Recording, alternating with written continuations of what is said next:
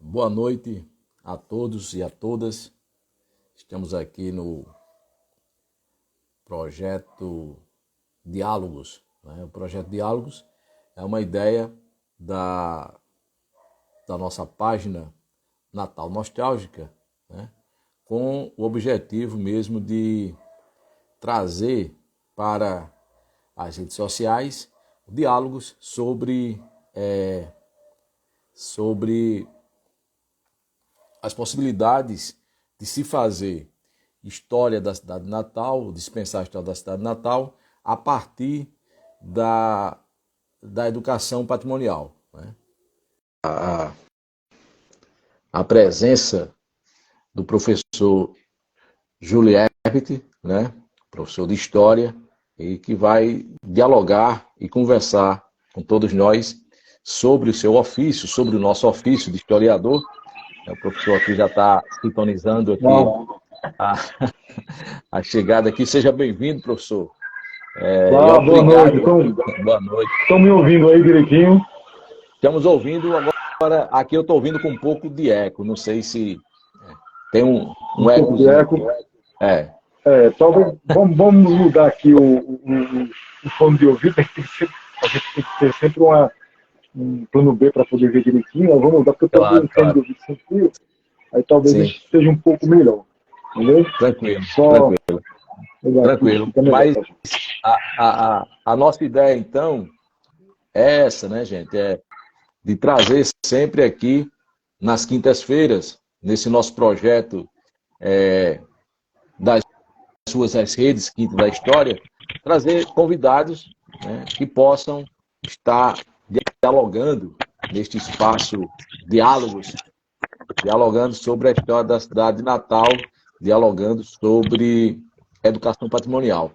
E como eu estava dizendo, nós temos uma alegria muito grande de estarmos aqui com o nosso amigo, professor, historiador, especialista em história e cultura afro, né? Professor da rede pública e da rede particular de ensino, né? Lecionando as disciplinas de história e de artes. Então, a alegria é muito grande estar aqui com meu amigo, professor de história, né? É um pouco difícil meu nome, né, professor? Mas é simples de pronunciar. Meu nome é professor Júlio Herbert, né? É um pouco simples. É difícil na escrita, mas fácil na pronúncia, né? Aí, assim, com é comum. certeza. Viu, Juliette? Mas, assim, é uma alegria muito grande estar aqui com você e dialogando sobre a nossa história, né? Sim. Bom, mas antes de passar a palavra para as suas saudações iniciais, me permita ler um trechozinho aqui de Ítalo Calvino em Cidades Invisíveis. E ele diz assim: de uma cidade não aproveitemos as suas 7 ou 77 maravilhas, mas a resposta que dá às nossas perguntas, né? Então é sobre isso, né, que nós iniciamos a noite de hoje, né? Falando um pouco e buscando um pouco as perguntas que essa cidade, né, ou as respostas que essa cidade, melhor dizendo, pode nos dar sobre essa pergunta nossa, que é o fazer história, né, que é a memória, né, de quem aqui chegou, de quem aqui teceu a cidade e a partir dos bairros, né? Mas, Juliette, por favor, se apresente aqui a nossos participantes dessa nossa conversa, desses nossos diálogos nessa quinta-feira. Mais uma vez, boa noite a todos, né, que estão aí ouvindo. Em especial, queria agradecer bastante o convite, né, porque assim, é uma honra muito grande poder, e uma responsabilidade muito grande também de participar de um diálogo, né, que é aberto para todos numa rede social. E como professor, né, eu fico assim imaginando que dimensão a gente pode tomar com tudo isso. Então, assim, a minha primeira vez que eu entro ao vivo, né, nas redes sociais para poder participar, falando um pouco do nosso ofício, né, como professor e também como historiador, né, e agradecendo a autoridade, né, que o senhor é, como você fala, autoridade de falar de patrimônio, né, educacional, né, patrimônio propriamente dito nosso aqui, do nosso estado, que às vezes é tão desvalorizado. Então eu vejo que o senhor, professor Luciano, é referência, e sempre foi minha referência, antes de eu ser até mesmo, né, o professor que eu sou hoje.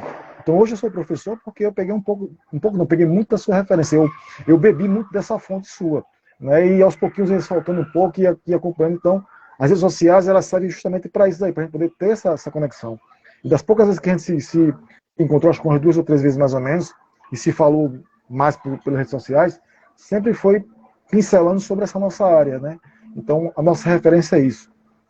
E pegando um gancho nessa sua frase, né, falando um pouco da nossa identidade, né, buscando, né, resposta para aquilo que somos, aquela identidade, porque nós somos, porque a gente chegou onde chegou e porque nós devemos preservar essa história, essa memória, para poder as futuras gerações desfrutar daquilo que é o mais importante, né, que é a história, que nos traz a identidade que nós somos hoje. Então, assim, então para mim é importante, né, eu sou professor da rede pública e privada, com muito orgulho, né, e até agradecer já aos meus alunos que talvez já estejam aí, né, conectados com a gente, ou vai se conectar. E isso é importante para mim, né, apesar de hoje eu ter tido uma notícia muito triste para mim, né, meu cunhado acabou falecendo, e assim, mas e minha esposa acabou, né, viajando lá para o estado do Espírito Santo com o meu filho.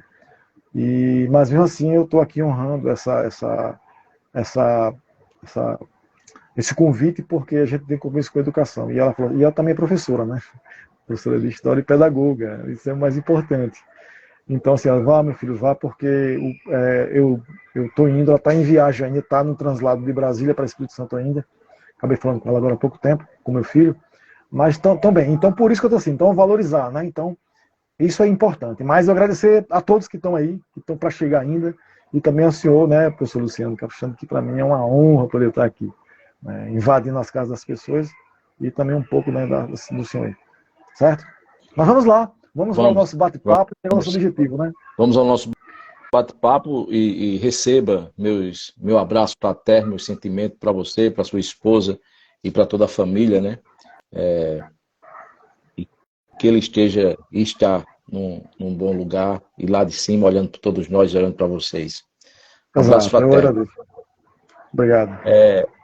Bom, e a nossa conversa, professor, é sobre história, sobre identidade, como você disse aí, né, acabou de falar, e é sobre um bairro que é um bairro tão importante de nossa cidade. Na verdade, quando nós pensamos a ideia das ruas às redes, né, quando nós pensamos a ideia de se pensar trabalhos de educação patrimonial na cidade natal, nós pensamos, claro, naquele núcleo, que eu diria que é um núcleo de uma presença mais, digamos assim, mais antiga, de referenciais históricos, né, no nosso imaginário, claro, Cidade Alta, Ribeira, Rocas e tal, mas nós pensamos a cidade para além, né, eu diria para além das quintas, né, e aí é importante, então, a sua presença aqui para dialogarmos sobre esse Júlio Herbert, que mora, ou que foi morador, né, do bairro Bom Pastor, né, que tem nesse bairro toda uma relação afetiva, né, eu fico imaginando, eu que gosto de andar por essa cidade, pelas ruas, pelas praças, por todos os cantos, eu fico imaginando o Júlio Herbert, hoje professor de história, formado, né, casado, pai de uma criança, né, andando pelo Bom Pastor de hoje e pelas ruas e trazendo, né, nessa sua caminhada lembranças do seu tempo de adolescência, né? E esse Júlio Herbert que quando entra na faculdade de História e para concluir o curso de História escolhe o seu bairro, não é isso? Então gostaria que você falasse um pouco sobre essa trajetória desse Júlio Herbert que se constitui historiador, né? Escolhe os caminhos de Clio para trilhar e não esquece o bairro, pelo contrário, né? Tem um olhar não apenas do morador ou do antigo morador do bairro, mas vai ter um olhar do cientista, do historiador para esse bairro. Fale um pouco sobre isso, essa sua relação com o bairro e como você chega na universidade e a escolha do tema. Vamos lá. Assim, então, Bom Pastor é um bairro periférico, né? Todo mundo sabe. Então, a gente sabe muito bem que o poder aquisitivo do pessoal lá do bairro, né? Classe C, então eu vivia ali jogando a bola, brincando ali nas redondezas ali do Bom Pastor.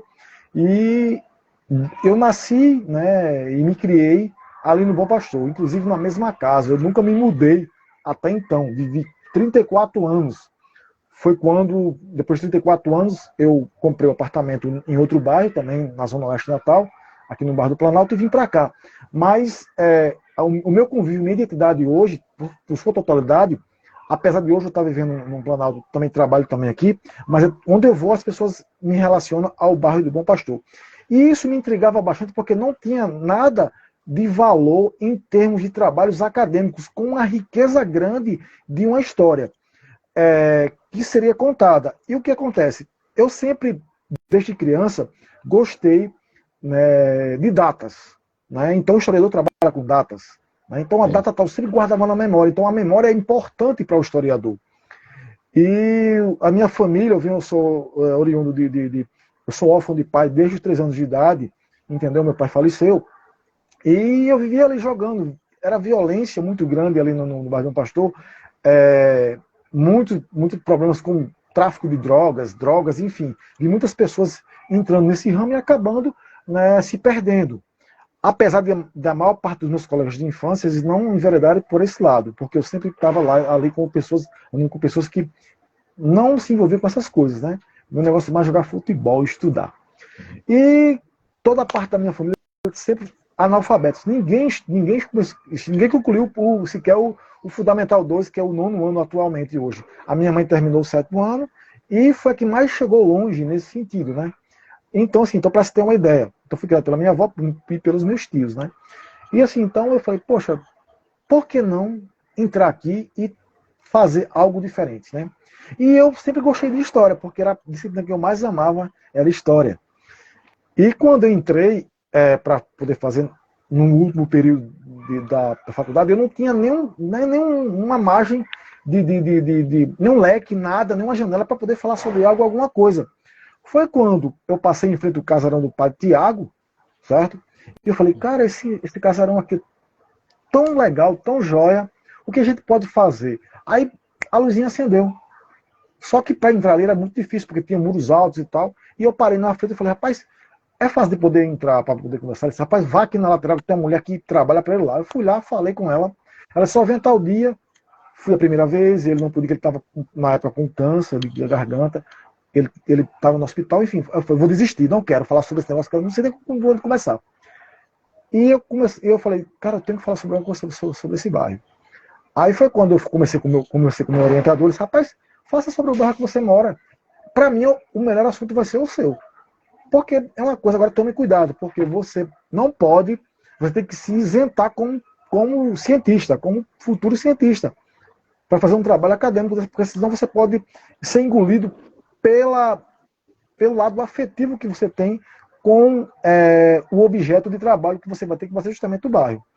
E eu, por sorte, né, os comentários, as críticas me puseram para poder fazer, e eu fui e acabei descobrindo que tinha várias ligações do bairro com o crescimento da cidade desde a Segunda Guerra Mundial. Aí eu falei, pronto, é aqui que eu vou começar o meu trabalho, né? Então, assim, e é um trabalho que praticamente ninguém conhecia. Porque se você perguntasse, bairro do Bom Pastor, só tem um cemitério e é um bairro extremamente violento. Deus me livre passar lá na frente. Primeiro que eu tenho medo de alma penada do cemitério. E a outra é muito violento. Aí eu fui tentar descobrir por qual motivo era essa violência. Entendeu? Já comecei a perceber. O bairro sempre foi... A identidade do bairro era justamente só essa. E quando eu falei, não, eu tenho que fazer um trabalho acadêmico para poder dar a verdadeira identidade desse bairro. Que é justamente o que a história, o historiador, tem que fazer para poder valorizar. entendeu? E tinha várias construções, além do próprio cemitério. Aí eu comecei a pesquisar essa relação, além da religiosidade, né, tínhamos povos que vinham do interior do estado, devido a alguns problemas de seca que aconteceram lá no final da década de 20, como Lauro Pinto falou, né, no seu livro, na nova história de Natal.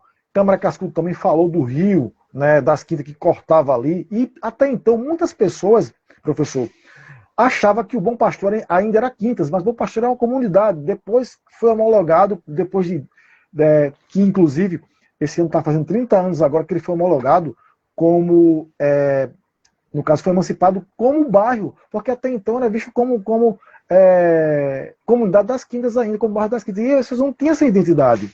E eu fui buscar, pesquisar e tal, e comecei a descobrir que o bairro ele deveria ter dado essa conotação. E através dessa identidade eu comecei a ser valorizado. Mas fui também muito criticado. Surgiu preconceito. Estava fazendo bairro Bom Pastor, cara, tanta coisa para fazer um bairro velho desse daí. Entendeu? Então a gente teve que vencer esses problemas para poder chegar e convencer. Eu, na época, era estudante ainda. Entendeu? E quando eu vi o resultado desse trabalho de identidade, de fazer catalogar as construções históricas que não estavam sendo valorizadas como históricas, né, além do cemitério, certo? E a sua história, a importância do seu desenvolvimento na sociedade natalense, aí começou as pessoas olharem de maneira diferente. E isso me fez, assim, poxa, que legal, eu acertei. Não só no tema que eu queria fazer, e acertei também em poder mudar, em poder dividir essa questão minha afetiva com o bairro e também do próprio cientista que sou como historiador. E isso me fez chegar onde eu estou hoje. Né? Inclusive, assim, isso é muito importante para poder lidar com isso daí. Então, essa trajetória, essa construção social e histórica do bairro, ela é importante até hoje. Poucas pessoas sabiam disso. E através do meu trabalho, chegou, né, a lugares que eu jamais pensava que iria chegar, a ponto de estar hoje aqui falando sobre essa questão, né, que tem a ver com patrimônio. Então a gente vai pincelar ao longo da nossa conversa para poder ver como é que vai ser, de onde surgiu, como foi e tal, que é o mais importante para a gente, né? Assim como o seu trabalho faz. E eu sou um dos críticos, professor, de que a história de Natal, ela não se resume apenas nesses bairros mais próximos ao centro, né, que vai até as quintas ali, mas esses bairros que são mais para a periferia, e quando às vezes os bairros são mais para a periferia ou longe do centro, são os bairros mais nobres, onde tem uma classe média um pouco mais abastada no caso. Então, a gente tem que valorizar essa periferia que faz parte da construção da sociedade nossa e tem que ser colocada como algo importante para a gente.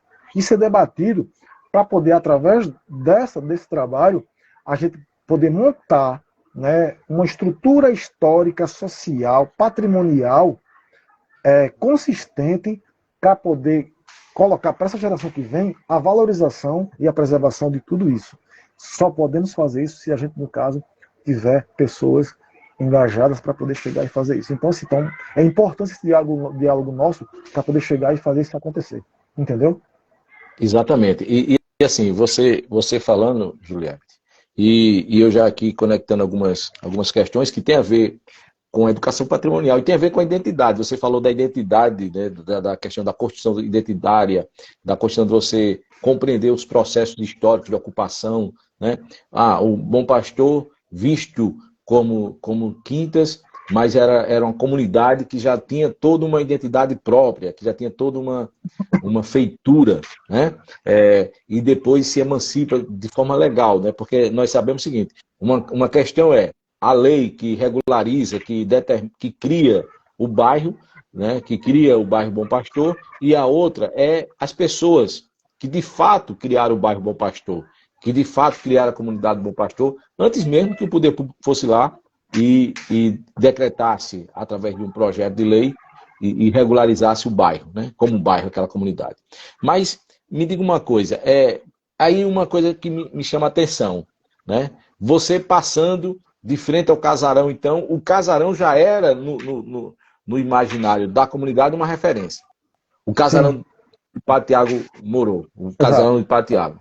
A partir de 68, né, quando ele chega aqui em Natal, Ipatiago, porque na realidade o primeiro prédio construído lá no Bom Pastor foi o Instituto Bom Pastor, certo?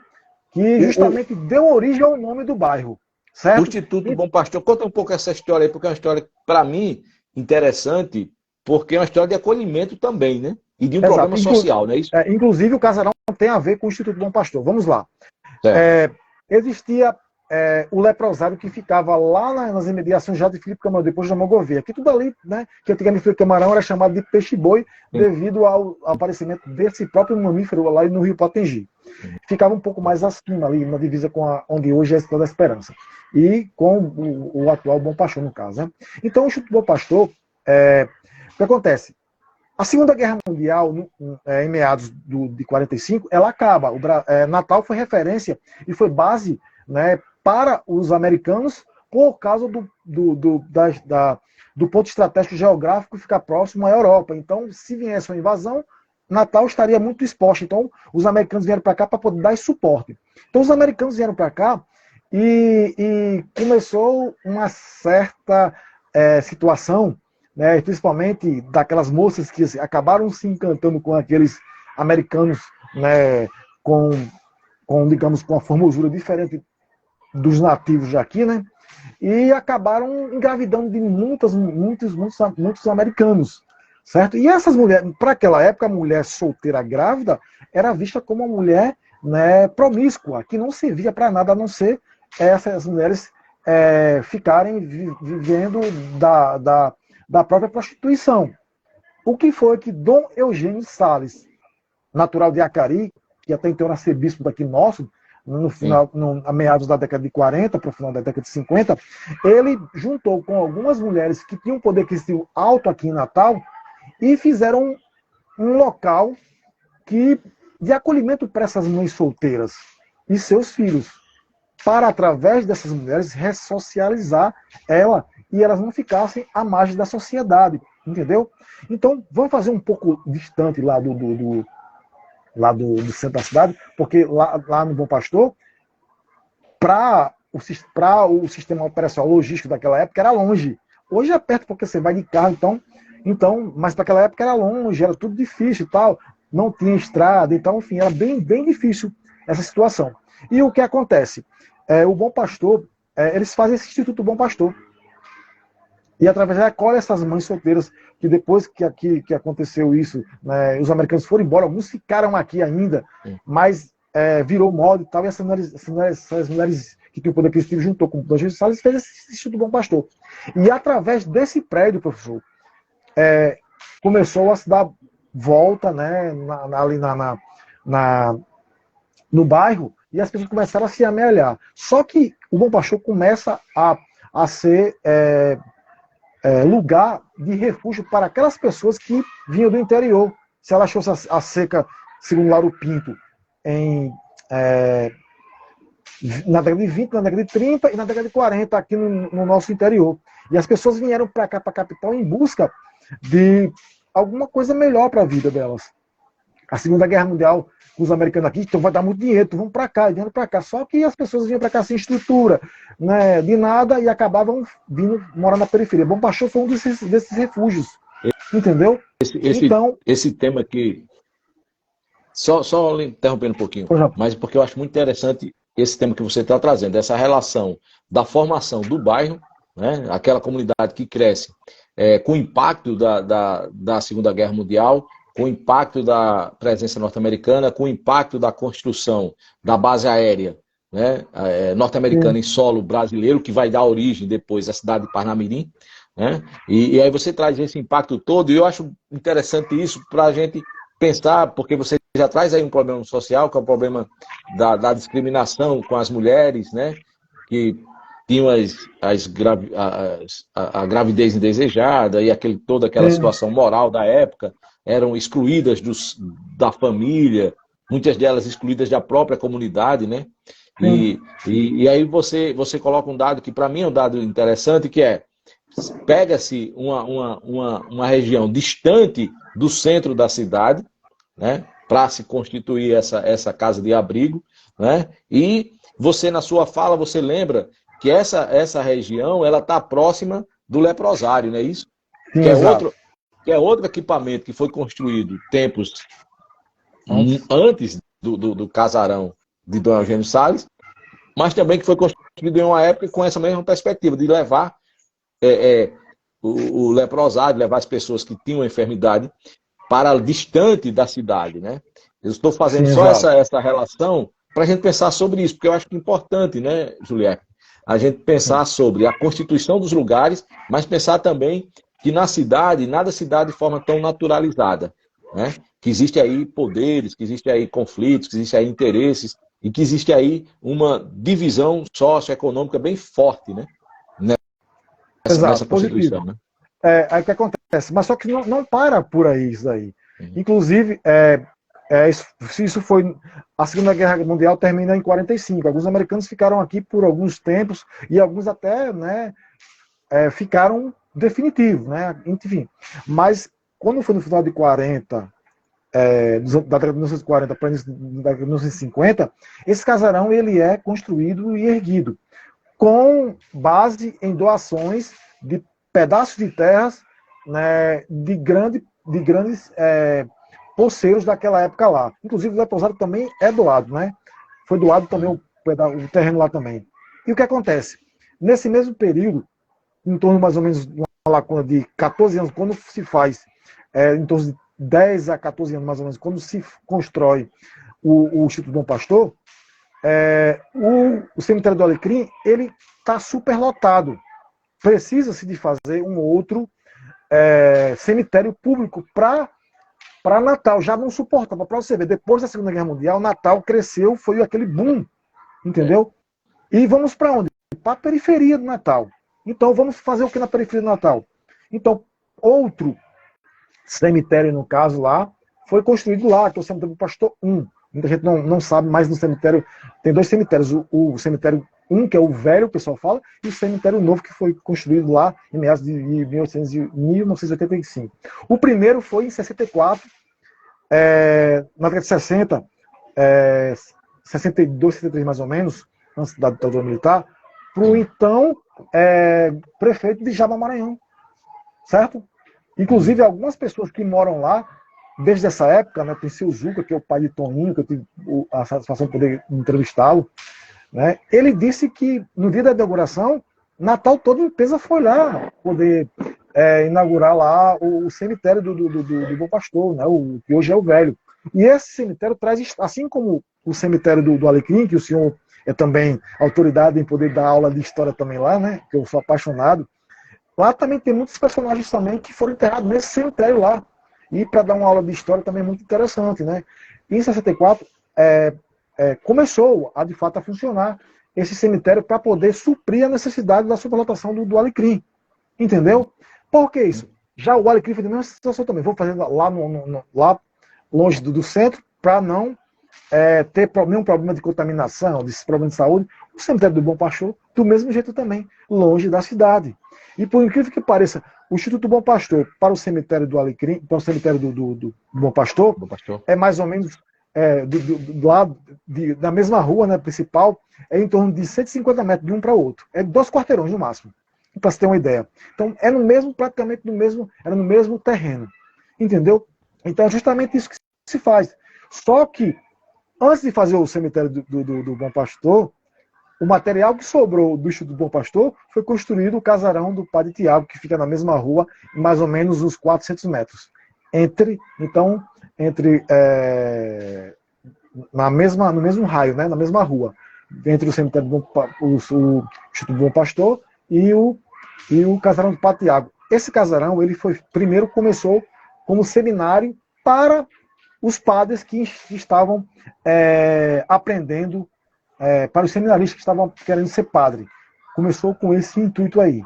Depois, por ficar muito longe da capital, ficar próximo ao cemitério, muita gente não queria ir, próximo ficava entre o cemitério e o leprosário, porque fica, né, o casarão do Padre Tiago. Foi doado para os líderes dos municípios daqui do estado. Eles se reuniam aqui e acabavam vindo para cá para poder tomar decisão e tal, passava, enfim, aquelas reuniões que se tem, né, para poder lidar com a situação. Então, o que acontece? Só que em 64, quando houve o golpe, em 64, lá no dia 31 de março de 64, os militares receberam a denúncia que ali estava nascendo, né, tinha uma conspiração contra a pátria, enfim, e acabaram, né, colocando abaixo uma coisa que servia de benefício para a população. Né? Então, aquele casarão ficou de 64 até 68 abandonado. Justamente quando o padre Tiago chega e ele ia para o leprosário, né? Ele saía de lá, ele era pároco lá das Quintas, saía para o leprosário para que lá tinha uma capetinha, não, tem uma capela lá para poder celebrar a missa lá para aquelas pessoas que ficavam ali, eu vinha um pouquinho mais longe, e vi que tinha um casarão lá. Aí perguntaram, esse casarão de onde? Rapaz, esse casarão pertence à arquidiocese. Aí ele disse, beleza e tal. O que eu posso fazer para poder esse casarão? Ele pegou, entrou, viu lá e tal, e acabou solicitando para que viesse fazer morada. Então morou até, né, há 2 anos, quando ele acabou falecendo, 2 anos atrás, né, 2 anos atrás. Então é justamente isso. Então, a partir dali, ele começa um trabalho social ali, certo? Foi feito, outra coisa interessante, foi feito por trás do casarão de Tiago um conjunto da Marinha, assim como aquele conjunto que foi feito lá no Bairro Nordeste da Marinha, certo? No mesmo período. Só que ninguém queria ir para ali porque era longe, ficava perto do leprosário e perto do cemitério. Quem é que vai para lá? Não vai. Você fala das crises populares daquela época e tal que tinha, e era longe de tudo, não tinha transporte, não tinha nada. E acabaram o pessoal abandonando. Aí as pessoas acabaram invadindo, entendeu? E foi assim que acabou surgindo o bairro do Bom Pastor. E acabou surgindo com montantes de casas inapropriadas também na redondeza para aquelas pessoas. E o Bom Pastor surge dessa perspectiva, né, de povo que vinha fugido, vinha de fora, atrás de algum local para morar, então vai morar do Bom Pastor, ficava lá e acabava se apossando de algumas casas que hoje faz parte ali. Então, o Padre Tiago começa um trabalho social muito importante, não só na Zona Norte. Padre Tiago é o patrão da Zona Norte. Ele mas primeiro foi do Bom Pastor. E muitas pessoas não sabem. Entendeu? Interessante você trazer esse depoimento dessa formação e você citar, né, o Padre Tiago, né? Padre Tiago, na minha vida, né, na minha formação, ele tem também uma presença muito importante, né? Porque ele era meu vizinho. Eu fui morador. Era seu vizinho, né? Era meu vizinho. Vizinho assim colado. Eu fui morador lá da Zona Norte também e frequentava a igreja, né? A igreja de Santa Catarina, né? Nossa Senhora Mãe. E assim, assistia as missas e tal, e ele tinha uma relação muito boa com a comunidade, com todos da comunidade, e era uma pessoa muito presente na questão da educação, né? Com muita propriedade que atualmente ele é patrono da educação infantil da nossa cidade, né? Começou no Bom Pastor. Começou no Bom Pastor, viu? Pois é, e essa história que você traz, que você nos apresenta, né, é uma história importante justamente para isso, né?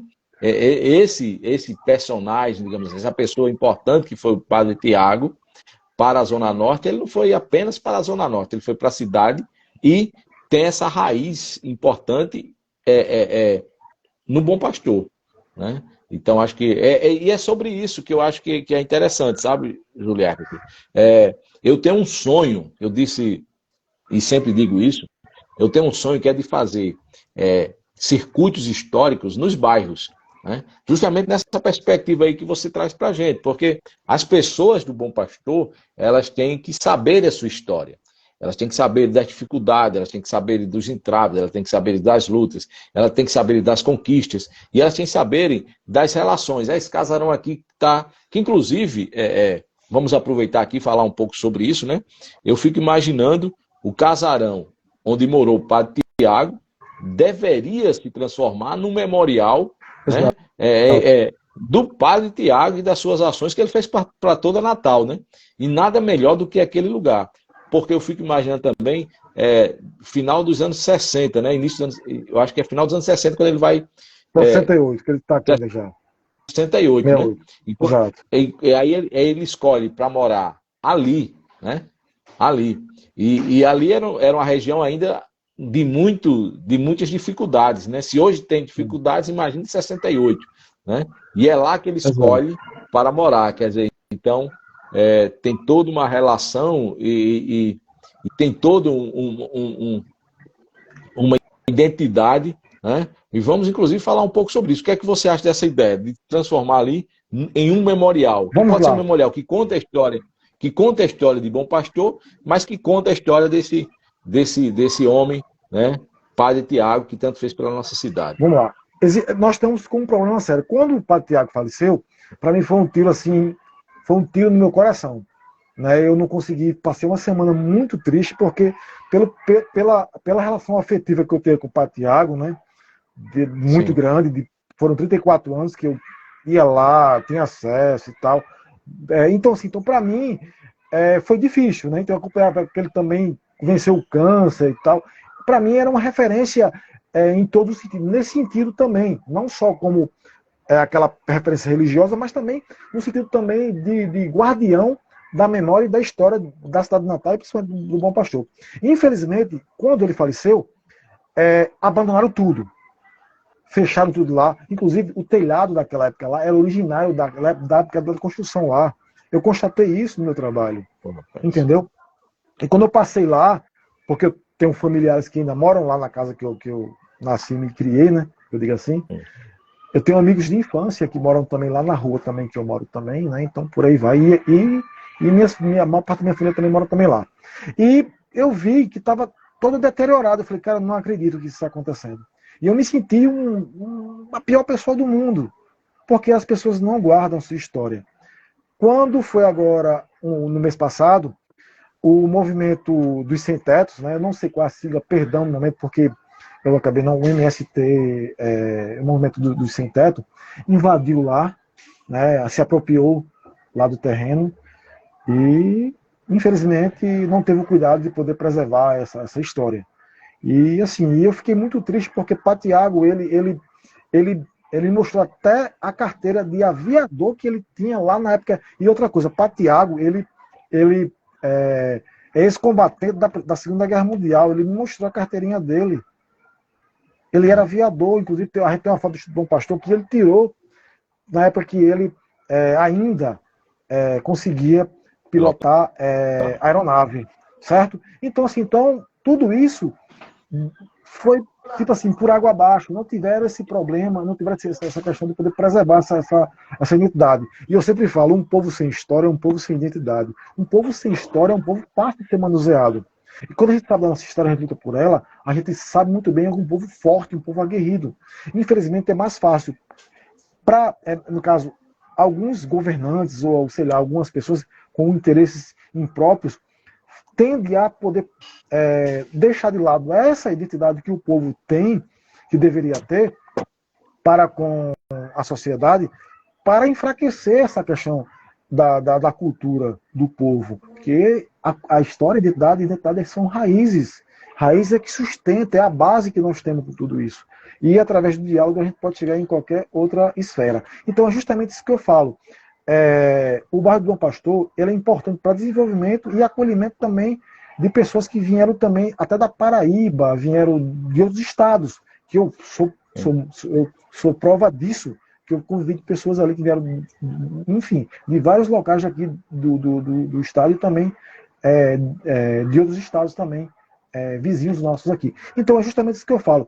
Por que não é importante para o governo preservar esse patrimônio? Tem que partir da gente, como professor, como historiador. Então é basicamente isso que a gente tem que analisar direitinho. Então eu queria muito poder ter esse diálogo aberto para poder tratar justamente isso. Então já pega justamente essa questão.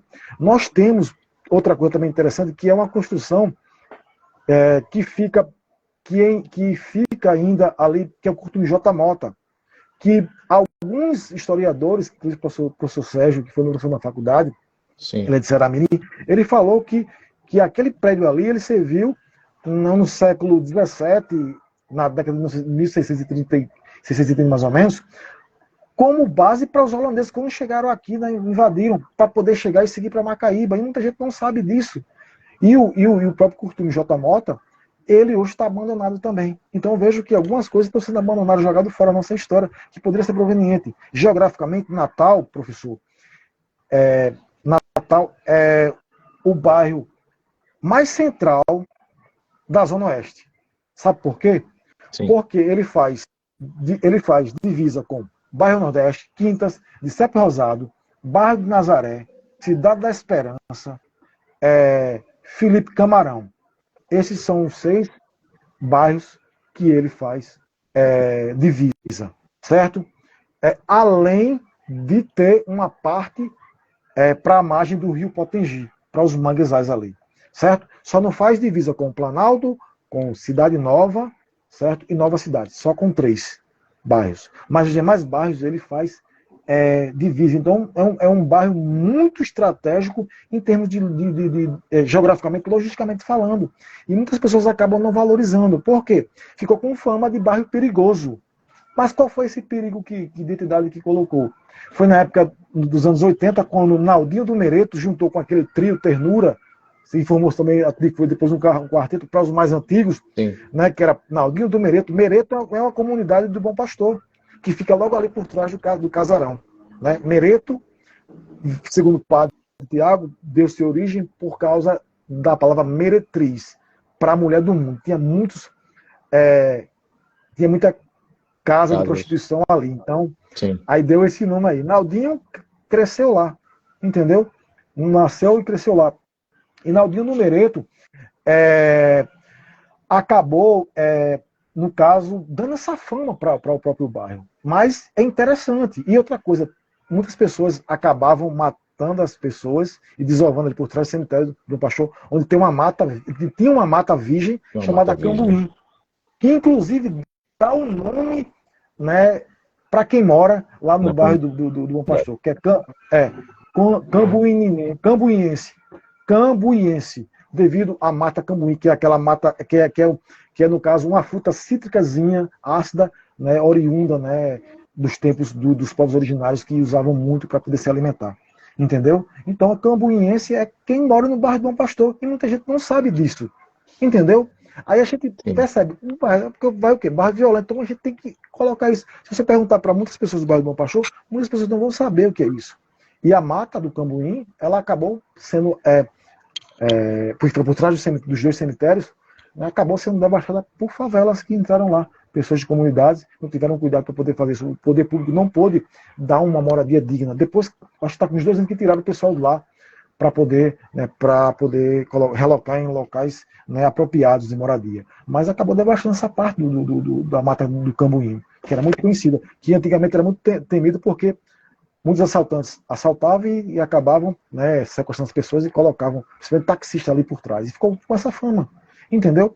Então, essa construção histórica, ela vem para poder acabar com essa narrativa de desconstrução. Pegando um gancho de Padre Tiago começou a trabalhar a área social com jardins de infância. Tinha um projeto Casulo lá, certo? Casulo. Esse projeto que acabava trabalhando as crianças e fazia o jardim de infância. Então ele começou a fazer jardim de infância nas adjacentes das comunidades, nas principais comunidades. Mereto tinha um arco-íris, tinha outro lá no quilômetro 6, tinha outro lá na comunidade do Salgado ou Salgadinho, certo? Eram os pontos estratégicos das extremidades dos bairros, onde ninguém queria ir. Se no centro era difícil, mas na extremidade dos bairros. Então ele começou a partir dali. E só depois de muito tempo chegou os primeiros colégios lá, né, públicos, que foi o Jean Hermos, que eu sou ex-aluno, e o Francisco Freitas, que foi minha primeira escola, que eu sou ex-aluno e sou ex-professor estagiário de lá, do Francisco Freitas, que é municipal. Então, para se ter uma ideia, quanta ligação que eu tenho com esse bairro, né? É muito grande mesmo. Né? E são relações, Juliette, por isso é importante, e a ideia desse bate-papo, desses diálogos que acontecerão sempre às quintas-feiras, a ideia é justamente essa, né? É fazer essa relação. São histórias que é a sua história, é a história do Bom Pastor, mas é a história da cidade, é a nossa história, né? É a ciência histórica que olha esse passado, que olha essas memórias, né? É aquilo que você faz no seu trabalho de final de curso, né? Que eu tive o prazer, você me passou o link, né, para ler, eu tive o prazer de ler, né, assim, é um trabalho muito importante, eu acho, né, porque é um trabalho referencial, e é um trabalho que traz para a história da cidade esse elemento novo. Eu digo que é um elemento novo assim, porque é um elemento que busca a história e refletir sobre a memória do bairro Bom Pastor, né? E na sua fala, eu fico você falando assim, e você está me devendo, né? Vou dizer aqui logo em público, né? Você está me Olha que eu devendo pago, viu? aquela nossa caminhada no Bom Pastor, né? E justamente para isso, para a gente dialogar, passando por alguns desses lugares, né? E lugares que tem uma referência na comunidade, né? A gente estava falando sobre o cemitério, o Bom Pastor 1, né? Você Exato. Que sabe que eu foi gosto fundado muito pelo desse Djalma Maranhão. Djalma Maranhão que foi o fundador fundado dele, né? por... Um importante para a nossa cidade, Djalma Maranhão, né? Exatamente, é uma referência na Referência. cidade. O prefeito de Maranhão, De pé no ele chão, marca de pé no chão muito também bom. se aprende a ler, Eu né? falei isso E na outros no meu projetos. trabalho acadêmico, né? Que faz Sim, parte, que a gente tem sim. que aplicar. Eu usei muito dele para poder fazer isso aí. Inclusive, tem Ah, algumas bibliotecas lá nas quintas, lá que usava como referência ali, uns locais, tipo aquelas. Era como se fosse uma cigarreira de antigamente. Então, mas, enfim, exatamente, pode falar. Estou exatamente, devendo e vou pagar, vamos lá. exatamente. Olha, já tem Luiz de Freitas já está dizendo aí que quer participar da nossa caminhada no bairro. O Vamos lá, Luiz, né? o Luiz é professor de história e também é uma referência minha também, Luiz. Olha aí. Né? E também é ex-morador também do bairro também, Então, entendeu? vamos junto, Ele, né? ele, assim como o senhor, é um dos melhores professores de história até aqui em Natal, sabia disso? E a Olha gente aí. conviveu um pouco lá no bairro do Bom Pastor, Sim, sim. né? Então, assim, então ele entrou na faculdade de história e depois, na sequência eu entrei. Então, legal vê-lo aí, acompanhando. Obrigado, Luiz. Saudade, né? A gente marcar um papo para poder conversar. E se, inclusive, também quiser conhecê-lo também, professor, seria de grande valia, tá bom? Que é um Vamos excelente professor. combinar. Eu acho que a ideia é justamente essa, sabe? A ideia é fazer com que este nosso espaço, que ó, já está aparecendo aí É, um grupo bom aí, né? professora Iane trabalha comigo. Uma professora muito jóia, uma das minhas melhores amigas Olha profissionais que tem, aí, Iane, de já espanhol, vamos, joia. Ela vai, viu, professor? Vai então mesmo, Iane vamos, vai, vamos, com vamos. certeza. Iane é professora de Essa, espanhol, mas ela fica dando umas cutucadas em mim, porque eu também dou aula de história de arte, né? sim. Aí ela fica, professor, eu queria saber sobre isso daqui e tal. A gente troca muito ideias, além assim, de uma pessoa excelente, né? É demais. É mãe do Ian, mãe do Ian, né? Ela é muito jóia. Mora aqui no Planalto também, aqui perto de casa. Trabalha A comigo, né? nossa, E maior a nossa satisfação. amiga Paula Ferreira, né? Paula Cândido, lembra da campanha de Pé no Chão também se aprende a ler, e do nosso educador, né? De Paulo Freire, Paulo né, das Freire, relações que existia, né? Entre demais, esses, né? né? Que Exato. bom. Exato. Mas a ideia nossa, Vamos lá para o professor, é justamente cemitério. essa, né? Sim, o Eu lhe cemitério. cortei no A, cemitério a, a, lá, já que o senhor gosta de sim. falar, né? De ir lá trabalhar. Tem coisas lá para trabalhar legal também no cemitério, hein? Pois é, eu fico imaginando, inclusive, tem um colega meu, o professor Bartolomeu, né, que terminou agora a dissertação dele. A dissertação dele foi uma intervenção, uma aula no cemitério do Alecrim, que pode ter como modelo o cemitério do Alecrim e ser Sim, outros espaços. Eu fico imaginando a cidade de Natal, e aqui vai uma das nossas inquietações e provocações, né? Já que sim. a gente está falando de cemitério. Por que não um circuito, né? Um circuito com escolas, ou naquilo que nós chamamos de circuito pedagógico, né? Ou com visitantes que vêm à nossa cidade, ou com próprios moradores da nossa cidade, para conhecer esses espaços cemiteriais, que são espaços de referências, né? Eu fico imaginando você, com o conhecimento que você tem, entrando no cemitério do Bom Pastor 1 e dando para a gente uma aula excelente de história, dialogando sobre, e fazendo as referências sobre a comunidade, sobre as pessoas que ali estão, né? Os entes que, né? As pessoas que ali foram sepultadas, né? E as referências dessas pessoas com a história da cidade de Natal, né? Então são espaços importantes para isso. Mas já caminhamos para o fim da nossa conversa, né? Só E pegando um gancho caminhando aqui, para né? o fim. A gente falou professora Helena também é ex-moradora do bairro também, tem familiares dela também lá. Ela já me Ah, tinha falado, eu acabei esquecendo, professora Helena. Então tá tudo dentro aí, né? Do esquema. pois É só pegando um gancho em é. relação a isso, lá Sim, nós temos, professor, o cemitério do Bom Pastor, nós temos Baracho, que era aquele temido, né? ladrão, né, que deu muito trabalho para os policiais daquela época lá, né, que morreu com sede, e as pessoas acabaram, né, colocando essa questão e vão até lá no túmulo dele para colocar água e fazer colocar uns ex-votos, né, para poder pedir as suas bênçãos e se algumas pessoas já alcançaram e tal. E tem também Carlos Alexandre, né, aquele cantor brega que faleceu no final dos anos 80. Eu lembro que eu era criança.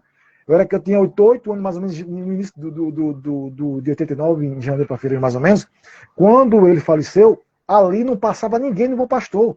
E eu tinha aquela idade, antes de 10 anos, eu achei, cara, o que está acontecendo aqui? E a gente ficou vendo e tal, era gente chorando, era gente desmaiando, não passava nada, a rua que eu morava ficou interditada. Tem Carlos Alexandre também, que faleceu. Outra coisa interessante também, temos aquele Givanildo, que se enterrou lá, Paulo Queixada, Naldinho do Mereto. Todas essas pessoas que fazem parte da história de Natal, elas estão lá. Outra coisa também interessante que eu vejo também é a questão também que, além disso, né, tem também a questão, né, de alguns familiares mesmo que estão enterrados também lá. Então tem essa ligação. A minha avó materna, a minha avó materna e avó paterna, meu avô paterno está lá também. A minha mãe também, que faleceu, também está enterrada no cemitério do Bom Pastor 2, certo? Alguns amigos meus também. Então tem essa questão também de ligação também nesse sentido aí, que a gente pode também trabalhar essa ideia de história. E tem algumas personalidades também ali que acabaram se enterrando e que algumas famílias acabaram não falando porque se enterraram no cemitério público que era pobre. Tem essa situação. Tem isso também, né? Por incrível que pareça, né? Não vou dizer que se enterrou lá no cemitério do pastor porque é um local, enfim. Esse preconceito, esse conceito formado dentro de uma bolha que, infelizmente, as pessoas não querem sair. Mas, enfim, como eu estou falando, já infelizmente, para o nosso final, né, dessa caminhada aí, né? O senhor, no caso, está conduzindo aí, que possa estar caminhando aí para a nossa realidade. Estamos chegando ao nosso fim, né? Nós temos que encerrar, né? Mas com o coração cheio de gratidão por essa conversa, né? Você participando desse nosso encontro, né? Diálogos, né? Que acontecerá sempre todas as quintas-feiras. Já deixo aqui o convite para quem está nos assistindo, né? E como disse o professor Luiz aí, realmente, professor, os cemitérios é a história viva, né? Então, façamos então dessa nossa conversa, tecer inquietações e que essas inquietações resultem em frutos e que os frutos sejam esses, né? Vamos fazer na cidade de Natal cada vez mais uma coisa chamada educação patrimonial, né? E eu só tenho a agradecer a você, Juliette, por ter aceito, né, o convite para participar desse nosso diálogo. Nós aqui da página Natal Nostálgica, né, que as pessoas sigam. Nós temos a página aqui no Instagram, também tem no Facebook, né?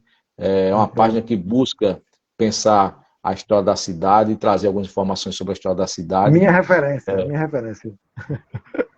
A partir da próxima semana teremos outros encontros, né? E fica aqui a gratidão e deixo a palavra com você para você encerrar esse nosso encontro. Assim, eu estou me sentindo, né, muito feliz, lisonjeado por essa questão. Agradeço mais o senhor, como eu falei, minha referência, uma das minhas referências aqui.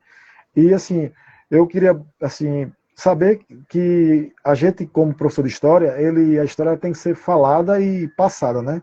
E às vezes as pessoas não valorizam isso. E a partir do momento que a gente começa a conhecer a história, a gente começa a dar mais crédito e mais ênfase para aquilo que de fato a gente é. E o papel do historiador é fazer com que as pessoas não esqueçam do que aconteceu no passado. É trazer o que aconteceu no passado para o presente e fixar isso na memória das pessoas. Esse é o papel do historiador. E a página Natal Nostálgica, né, administrada pelo senhor, tem feito isso muito bem. E eu sou assim, muito grato por ter fazendo parte dessa situação. Queria agradecer a minha esposa, né, professora linda e maravilhosa de História e pedagoga, aos meus filhos, né, Thomas, de 5 anos, que não estão aqui, né, estão lá estão no translado né, para chegar lá para as 11 horas no Espírito Santo, devido ao correio. A minha filha, que está comigo aqui hoje, Ana Laura, de 9 meses, que ficou comigo, está na minha custódia. E os meus alunos, né, que estão aí, né, da rede privada e também da rede pública, né? Então, assim, então eu agradeço muito a vocês, muito obrigado por estarem aí com a gente aí e participar, né? A gente está com mais de 10 pessoas aí. Então, muito obrigado pela participação. Né? Professor Juliano, quem quiser, tá aí aberto o meu Instagram, quiser seguir, correr atrás, tem muita coisa boa. Vou publicar uma coisa legal também aí, né, sobre patrimônio imaterial, que é justamente a questão de umas palavras que a gente usa muito aqui em Natal, que eu vou jogar daqui para o final de semana. Então curtam lá e amealhem conhecimento, que é o mais importante. E siga esse homem aí, que esse homem é a prova viva de que a gente... ele é assim, ele abre a boca e a gente se enche de conhecimento. É esse professor Luciano está puxando aí. Sigam ele. Obrigado. Aí. Um abraço a todos e até o próximo encontro, que vai ser na nossa caminhada, viu, amigo? Opa, tá marcado. Pode marcar o dia que a gente vai. Não tem pra onde ir. Eu tô aqui, estamos aí. Viu? Beleza. Até mais, tchau, pessoal. tchau. Beijão pra todos. Tchau. Valeu, gente. Boa noite. Tchau. Tchau.